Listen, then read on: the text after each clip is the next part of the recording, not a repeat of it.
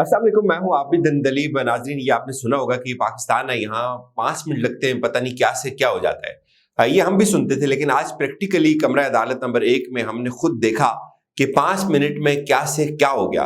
तो वो बताते हैं आपको 5 मिनट में क्या से क्या हो गया, कैसे जो इलेक्शन कमीशन के जो वकला थे उन्होंने हमें क्या बताया, और उसके बाद जैसे अटॉर्नी जनरल आए तो मामला कहाँ से कहाँ चला गया, और फिर उनको जो झाड़ भी पिलाई चीफ जस्टिस साहब ने कि ये जो खुफिया मुलाकातें ये ना करें। और इसके ऊपर पूरी तफसील आपको बताते हैं कि ये जो केस था आज इलेक्शन के हवाले से, पंजाब के इलेक्शंस की नज़रसानी थी इलेक्शन कमीशन की सुप्रीम कोर्ट के अंदर। सुप्रीम कोर्ट ने 14 मई को इलेक्शन की एक तारीख, उसके ऊपर इलेक्शंस होने थे, और वो करते करते आज 29 मई और 29 मई को भी वो केस आगे चला गया। बहरहाल आते हैं कि हुआ क्या।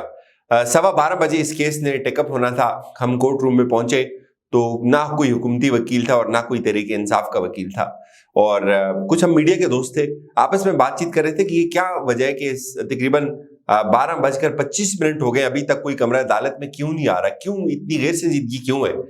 तो पता चला जी कुछ गड़बड़ है, कुछ बड़ा होने जा रहा है। तो अचानक से जो तहरीक इंसाफ का तो खैर कोई वकील आया ही नहीं पूरी समात के अंदर, तो कुछ अटॉर्नी जनरल और कुछ हुकूमती वकला जो है वो कमरा अदालत के अंदर दाखिल हुए, और इलेक्शन कमीशन के वकील भी उनके साथ थे। सॉरी, इलेक्शन कमीशन के वकील थोड़े पहले आ गए थे। तो हम इलेक्शन कमीशन के वकील के पास चले गए, उससे बातचीत की, तो उनसे पूछा कि क्या करने लगे आज। उन्होंने कहा जी हम आज अदालत को ये बताएंगे कि हमने जो 8 अक्टूबर की तारीख दी हुई है वो क्यों दी हुई है, और इलेक्शन कमीशन का वकील भी ये कुछ एक्सपेक्ट नहीं कर रहा था जो आगे चल के हो गया। वो पूरी तैयारी के साथ आया हुआ था। उसने आज अदालत को यह बताना था कि हमने 8 अक्टूबर की तारीख इसलिए दी थी कि 12 अगस्त को इस असम्बली की मुद्दत खत्म हो रही है, जो वफाक के अंदर और जो बाकी दीगर सूबों के अंदर बची हुई असम्बली है। तो उसके बाद 60 रोज के अंदर हमने इलेक्शन करवाने हैं पूरे पाकिस्तान में। तो जो इंतखाबी शेड्यूल बनता है वो 52 रोज का बनता है, और उसके बाद जो अगला इतवार आता है वो 8 अक्टूबर को आता है। तो हमने इस प्रिंसिपल को ज़हन में रखकर ये सोचो विचार करके ये तारीख दी हुई है। अच्छा, यहाँ आपने इंटेक्ट रहना आखिर तक, आगे बड़ी इसके अंदर ना बड़ी ड्रामाई तब्दीलियां आती हैं। उन्होंने कहा जी हम आप आज सुप्रीम कोर्ट को ये बताएंगे और उम्मीद हमारी बात बन जाएगी। ये बात आगे चली, अचानक से अटॉर्नी जनरल भी आए और कुछ और वकला भी आए, और जैसे ही अटॉर्नी जनरल आए और फौरी जो है वो कोर्ट लग गई, कोर्ट भी आ गई, जजेस आए, और उन्होंने कहा जी के रोस्ट्रम के ऊपर आए अटॉर्नी जनरल, और उन्होंने कहा जी कि मैं इलेक्शन कमीशन के वकील से पहले कुछ जो है वो बातें करना चाहता हूँ। उन्होंने कहा जी ठीक है आप कर लें। अच्छा, इससे पहले आप सुन लें, ये चीज़ ध्यान में रखिएगा ये वीडियो सुनने के लिए, कि जो इलेक्शन कमीशन की नज़रसानी थी वो सुप्रीम कोर्ट ने टेकअप करते हुए ये कहा था कि इसमें कुछ खास फर्क नहीं है, ये आपको जो आपने एक रिव्यू आपने इसको लिया है, वो बेचारा रिव्यू और अपील के ऊपर 3 दिन बात करता रहा और उसकी कोई बात नहीं बनी। उसने पूरा जोर लगाया कि जो रिव्यू बेसिकली ये होता है कि मैं अगर सुप्रीम कोर्ट एक फैसला दे देता है तो मैं उस फैसले में कोई गलती की निशानदेही करूं, मैं कहूं कि ये फैसला गलत है, तो वो उसको अपील मांग रहा था उनसे कि यार नहीं आप इसको दोबारा सुने।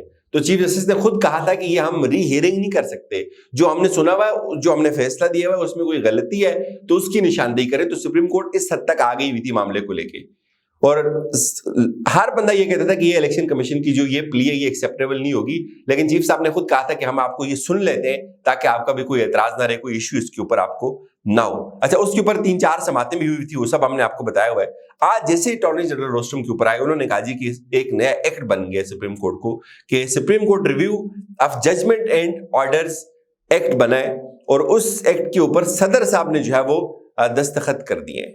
अच्छा, ये बड़ी हैरानकुन बात थी कि वोट ऑफ नो कॉन्फिडेंस से लेकर ये पहला एक्ट है आज तक जिसके ऊपर सदर ने दस्तखत किए, वरना हमेशा वो जो है वो वापस भेजते हैं, कुछ उन्होंने सुप्रीम कोर्ट को भेजे, कुछ उन्होंने वापस पार्लियामेंट को भेज दिए थे। तो सब लोग थोड़ा सा क्यूरियस हो गए कि ये क्या, ये कौन सा एक्ट है ऐसा जो अचानक से जो है वो सदर ने मंजूरी भी दे दी और उसको अटॉर्नी जनरल अपने हक में इस्तेमाल करने लगे। तो इस पे जैसे ये बात हुई थी, जैसे मुनीब अख्तर साहब ने अटॉर्नी जनरल को कहा, उसके साथ ही चूंकि सजील सवाती जो इलेक्शन कमीशन के वकील है वो भी बिल्कुल साथ खड़े हुए थे, तो मुनीब साहब ने कहा कि अब बड़ी मुस्कुराहट आ गई है इनके चेहरे पे, जैसे ही आपने कहा कि नजरसानी का कोई एक्ट जो है वो हो गया। तो इस पे उन्होंने कहा जी कि नजरसानी का एक्ट जो है उसके ऊपर 26 मई जो है वो सदर ने उसके ऊपर दस्तखत किए, और उसमें हमने जो नजरसानी है उसके ऊपर जो है वो हमने उसको अपील का दर्जा दे दिया है।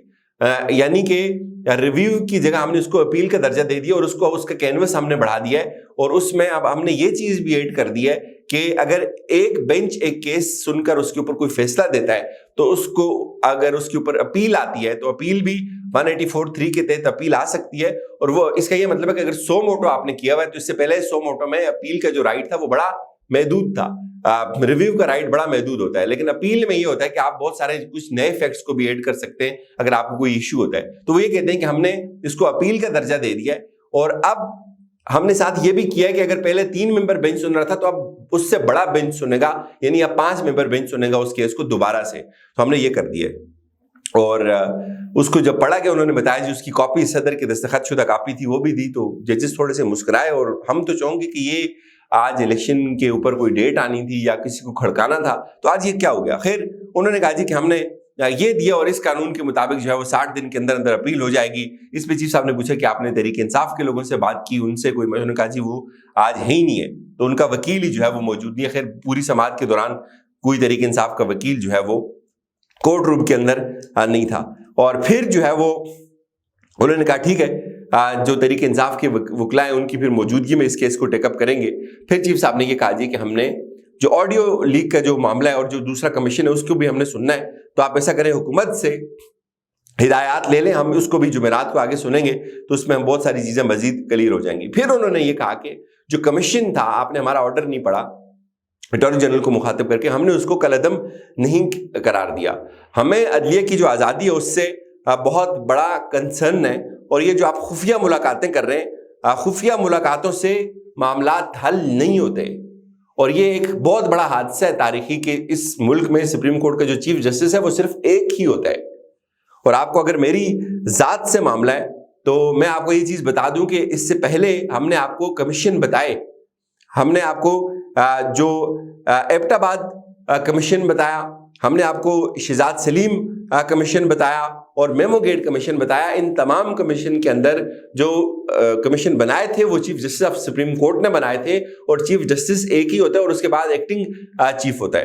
اور کوئی بھی بندہ نیچے سے اوپر آ کر چیف نہیں بنتا, وہ اپنے ایک پراپر پروسیس سے آگے بڑھتا ہے. پھر انہوں نے یہ کہا جی کہ آپ کو اگر کوئی بھی تحقیقات کروانی ہے تو آپ ضرور کروائیں تحقیقات, لیکن اس کا ایک پراپر راستہ, اس سے راستے سے آئیں.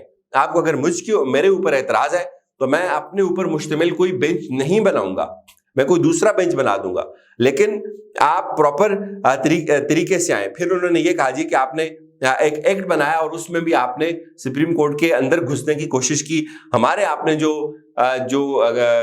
رولز اور پروسیجر تھے ہمارے, ان کے اندر آپ نے مداخلت کی. اور یاد رکھیں کہ جو آئٹم 55 ہے, آئٹم 55 کا یہ مطلب ہے کہ اس کے اندر یہ لکھا ہوا ہے کہ آپ سپریم کورٹ کے اختیارات کو بڑھا سکتے ہیں, کم نہیں کر سکتے. انہوں نے کہا جی آئٹم 55 ہے, آپ اس کو ہی بھول گئے اور آپ ایسا نہیں کر سکتے. اور یوں جو 14 مئی کے اندر الیکشن کروانے تھے پنجاب میں, اس کی جو درخواست تھی وہ 29 مئی کو غیر مینہ مدت کے لیے ملتوی ہوگی. اور اب آگے میں آپ کو بتاؤں گا نیکسٹ ویڈیو کے اندر کہ جو اتنی بڑی واردات ڈلی ہے کہ جو سب چونک گئے کہ یہ جو ایکٹ آیا ہے جو نیا Supreme Court Review and Judgment Orders Act, اس نے وہیں پہ بات ہو رہی تھی کہ ججز کو بھی ریسکیو کر لیا, یہ جو بینچ بیٹھا ہوا ہے اس کو بھی ریسکیو کر لیا, نواز شریف کو بھی ریسکیو کر لیا, جہانگیر خان ترین کو بھی ریسکیو کر لیا, اور ججز کو بھی ریسکیو کر لیا. یہ صدر صاحب نے منظور کیسے کر دیا؟ بہت سارے سوالات ہیں, اس ایکٹ کے اوپر بھی بات کریں گے نیکسٹ ویڈیو میں. اجازت دیجیے, اپنا خیال رکھیے گا. خدا حافظ.